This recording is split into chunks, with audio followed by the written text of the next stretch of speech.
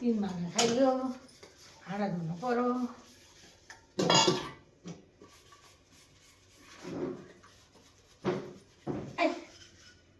दुईजनाले खाएर जुठो भाँडा गर्नु पर्यो।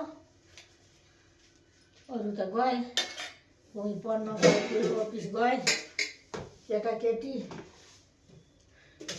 हेर्नु त थाल त ठुलै ल्याउनु होला है हजुरहरूले पनि। कति सजिलो पो हुँदो रहेछ। हामी त सानसानो थाल ल्याउने, सबै थोक राख्न सजिलो, ठुल्ठुला थाल। मलाई त कति सजिलो लाग्यो त ठुलो थाल त।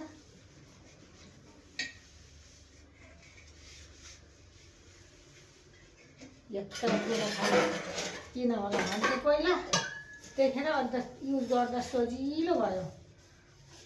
त्यही तरकारी, त्यही चटनी, त्यही भात, त्यही राख्न सजिलो।